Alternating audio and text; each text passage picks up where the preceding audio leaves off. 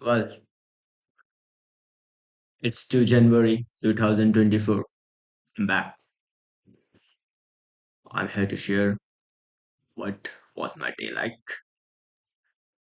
Today I did some study at the morning and at the noon I watched this broadcast which was about fasting. It was Dr. Huberman who was teaching with some other Dr. Panda. His name was Dr. Panda,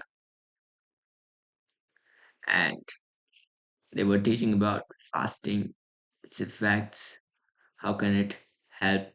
There were various aspects. How can it help in longevity of life or burning fat, things like that. mm, I mm, I also did a run today. It was a 10-kilometer run. I felt I was feeling strong, so I thought why not go for a 10K, and I was able to complete it strong as well. So I was doing this low heart rate training. From now, I was increasing my weekly mileage. My goal was to increase my weekly mileage, but yesterday I missed running. So today I have to compensate for it. My daily average is around 6 kilometer, but if I want to like catch up, I have to increase it up to 10 kilometer. So that's what I did today. I ran 10 kilometer with a pace of 620 kilometer 620 minute per kilometer. It was around 1 hour 5 minute run, and I felt really great even after running that amount of period. My heart rate was around 148. It was an average, and I think I was breathing pretty fine. Today I also did Wim Hof breathing for the second time. To be honest, I think it's working because 2 days ago I was running. I ran like 6 kilometers or something, and my heart rate was around 160. And you know what was my speed? 610. So it's like 10-second difference, and my heart rate is 148 and 160. There's a huge difference. I think Wim Hof breathing really increased my capability to inhale, to hold a good amount of air inside my lungs. And it might be useful if I keep breathing. I did some research and it says breathing techniques like these intense breathing techniques is essential to replenish the communication between your organs and your brain. So that might be the case. Also, if you want to improve your VO2 max, the breathing techniques are recommended for athletes. It was that was all of it. After coming from running, I cooked food. It took me like 2 hours to cook and eat. Well, I want to share some good work that I wrote today morning. I was like going for breathing exercise, and suddenly inside my head something clicked, and I kept writing. I was writing. As a human being, we are gifted one of the most advanced machine that could ever exist in this universe. Look at this. Like, look at this. It has the actuators. It has a powerful CPU. It has all these components. Like, it have a very efficient power supply, which is our heart, which is our lungs, and it is very very good at navigating, that it doesn't even require conscious, you know, conscious thinking to increase, conscious thinking to manage the basic need to be alive. So like your brain automatically do all the breathing. The brain automatically sends signals, regulate hormones. You don't have to think about it consciously. So imagine how great this machine is. And as a human being, and I'm a spiritual guy, not a little bit, I'm a spiritual guy. And I study Vedant. And in Vedant say, you are not body. This body is disposable. You're something else. You're that pure consciousness. But this body, and then people ask, then what's the point of this life? So they say this body is given to you to experience that consciousness. So imagine you are given this advanced body, and it's like it's it's nothing in terms of Vedant. If you are Vedantic scholar, you know it's nothing. It's just a formation of these basic elements, nothing else. And it comes and go. It's cheap. If you speak in a term of Vedantic, Vedanta is like about spiritual, more upper than body. So Vedanta gives us all freedom to do whatever you want to do with this body. This is what I'm thinking. Like it's crazy. Like this psychology, what do you call psychology? Yeah, this philosophy. Okay, philosophy. This philosophy the people created, that we are not body, we are something else. Give us freedom to actually do anything we want to do with this body. So we can just go like, let's go, push it up to your limits. So even some people like David Goggins, who is not Vedant, like they push their limits, and they are more scholar than a lot of people who say they are.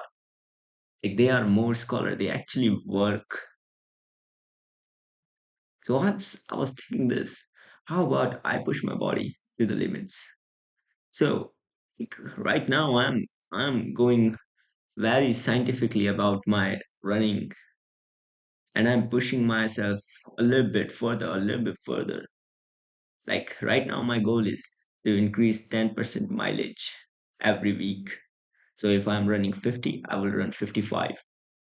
And after that, I will run 60.5 for 3 weeks. And after 3 weeks, I will take a rest week. And then again, I will repeat this cycle for for up to like I will go for 90, 80, maybe 100 kilometer until I will build a 100 kilometer mileage and I'm comfortable with it. And after that, I will introduce the speed work like VO2 max, going up to your VO2 max and slowing, then going again. So my heart can pump more oxygen. This is my plan. But what about mentally? Can I push my mind to its limits? And it's interesting because all the literature of science says that focus can be trained, memory can be trained, everything in this body can be trained.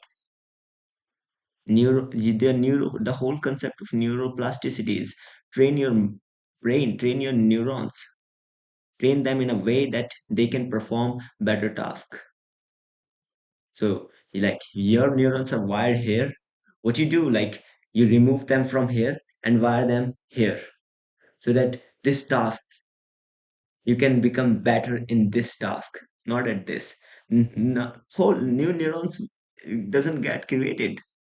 Your brain just changes. Brain just changes the target, which skill to target. So this whole concept of neuroplasticity is based on improvements based on training. And it is possible for us to train our brain. So I was watching yesterday, I told you, I was watching David Goggins broadcast, and he was saying it is so hard for him. It is so hard for him to even do anything like study, running. It was so hard.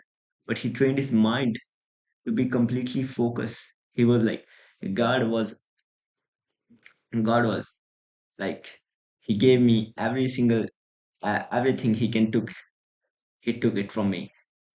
And then think, what will happen if I give this guy, if I don't give this guy anything? What will happen? And I trained everything myself. Like everything is so tough for me. And from his experience, know that you can train it yourself. And as a Vedantic scholar, it's an opportunity for me. I can experience this body, this consciousness. I can just you know try different things and see how my body reacts. I don't have to worry about this body because what most can happen, I will die, and it's not gonna happen because I will be very careful about it. So, with that idea came inside my mind. What are the essentials? If I want to train my body, what are the essentials? How can I train my body, my brain? How can I push it to the limits? So I came up with this flow chart where it's like everything else is everything is physical. So everything is in physical level. And to do some physical task, you need energy, you need vitamins, you need proteins to run this body, to run functions here. You need hormones. How hormones get created? With the help of compounds, with the help of different compounds, amino acids, fatty acids, you name it. Like there's a lot, and that's how hormones get created. A lot of people talk about testosterone. How it is getting created? When some compounds enter your body creates, and then you create a situation where the body thinks, oh, this guy needs some testosterone, bro. He's not getting enough food. Let's give him some testosterone so that he can be strong. And if he becomes strong, next time it is easy for him to go find food. So it's all biology. So I was thinking like 80%, if I want to do like achieve a maximum potential of my body, I have to focus on this 80% and then do the 20% work, which is actually deliberate work, which you can do in order to push the limits. That 10% thing, like upgrade yourself 10% up to the 10%. Don't go beyond 10% because it becomes hard. So if you want to go to that level, you need these 80%. If you want to like truly explore the true potential of your current mental state, you have to complete this 80%. And after that, this 80%, there will be a psychological boost that you can give. There's like software inside you that you feed, you watch people and you like do stuff, and then some perception you create about yourself that like you can push through it, you can push through it. That is that 20%. And if you can win over this 80%, you will be like, you will still be more than enough. You will be like more successful. But my goal is like to get this 80% and then use this 20%. And after that, like use these efficient techniques that people describe, like visualize, you know, draw flow charts. If you want to improve your memory, draw flow charts, meditate, relax, don't don't get don't be dead by 1,000 cuts, means don't ruin your brain power by thinking about small thoughts. So it's very important. These little tricks. But when it is important, first you have to complete this quota, it's 80% of tasks. So I created some tasks here. I go for like, I wrote this for like an hour. I won't go like too detail, but here's tasks, like 80% task. Proper nutrition. Your body need electrolytes. Your body need vitamins, minerals, so that it can fire those neurons. It's all physical. Neurons are firing. And when they stop firing, you give up. Neurons fire and they give the brain signal. Oh, he's breathing fast. Let's go, let's go, let's go. Like, let's boost some adrenaline, bro. He's breathing fast. Oh, he's breathing fast. How do I know he's breathing fast? Because there were neurons who sensed it. Oh, he's breathing fast. So they send their signal to the brain. And in order to travel, the brain needs, in order to travel those signals, the brain needs these electrolytes. So if you want to like have a proper functioning of your brain, you need these nutritions. So it's up to you. Go find what are the main essentials. In my knowledge, they are like sodium, potassium, magnesium. These are the main electrolytes which helps in signals. And then there are fatty acids like the healthy fats, which are required so that your brain can maintain a good hormonal state. Hormones are also important. You need dopamine in order to pursue. You need testosterone in order to grow.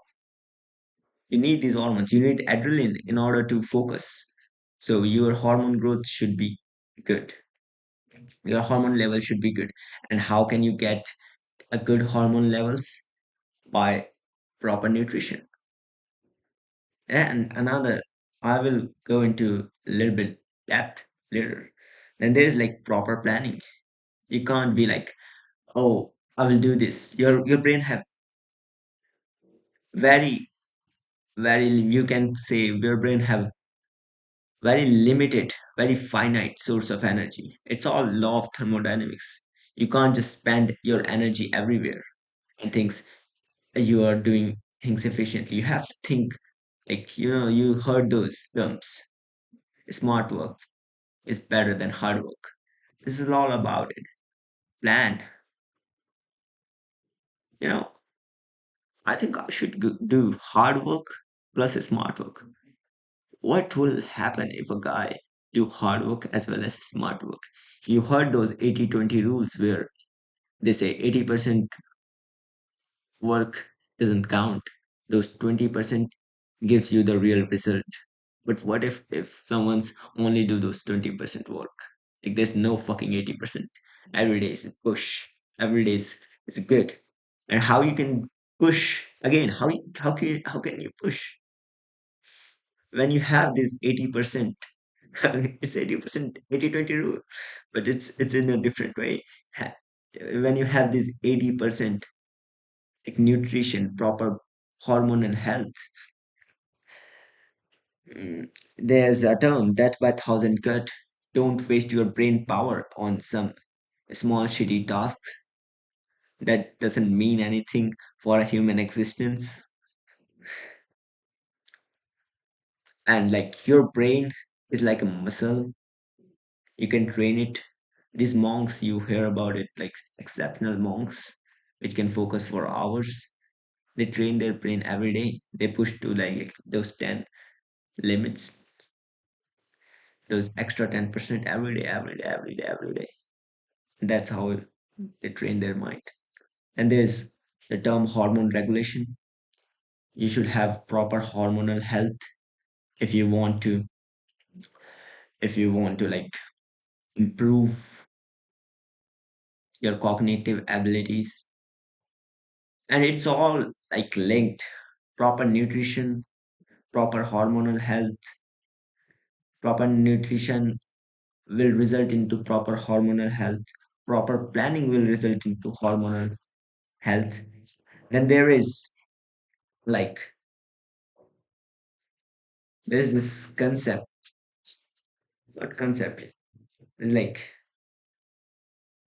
This thing which people talks about a lot, psychology, your mental state, your mental image of yourself. Is it important? Push. It is. It is. It's like your brain is a CPU, your body is an actuator, and those thoughts inside you, the knowledge you have, the imagery you have, everything inside your head which goes, the data, that's fucking software. That is really important if you want to like push to those limits. Because if your software is default, is your like default or defective, you will be like go into like state, oh man, my body hurts, let's leave it, I will die. So you need knowledge, like you're not gonna die, bro. You need this knowledge inside you. And how can you get those knowledge?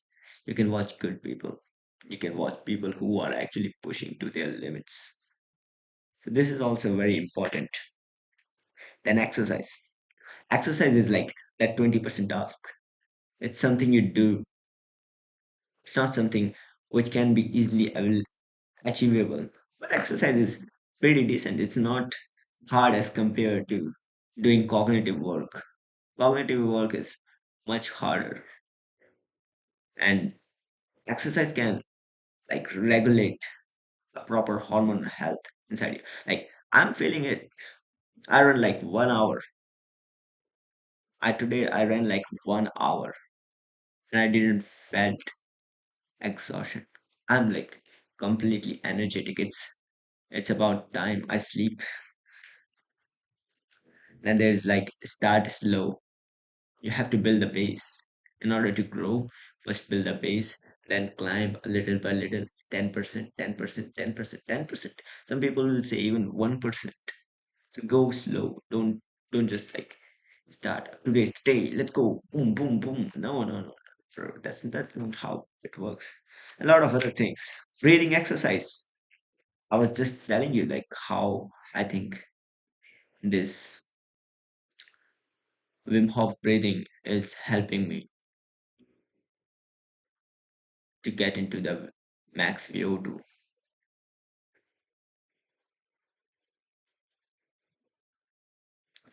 So breathing are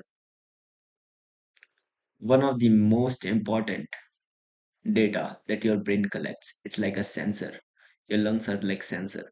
So when the breath come, your brain sends signals like, oh, breath come, let's go, bro. Come on, carbon dioxide. You have to go and get you free and let oxygen in. It's like signals. And if you breathe deliberately, like in a different way, your brain takes different interpretation. It can't recognize it is programmed. It can't differentiate. It's like, oh, breathing coming. It don't know what is happening outside. It just know the breaths are coming, and it release its hormones accordingly. So you can hack into that biology mechanism and improve yourself. Well, and then the just last point, have a proper understanding why you're doing it. As a Vedantic scholar, I know I want to experience this life. I want to experience it, this body. So if I want to experience my consciousness, I have to experience it through this body. And I know I can do a lot of different variations, a lot of I can try different things and see how it works.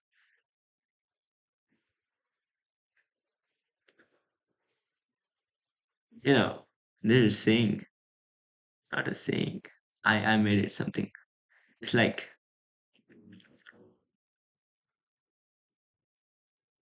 pack your knowledge and walk in the path of life holding it. So it's very important to know that why you're doing it, which is the right path, what is the truth, what is the lie. And it can only be gained by learning. So learn.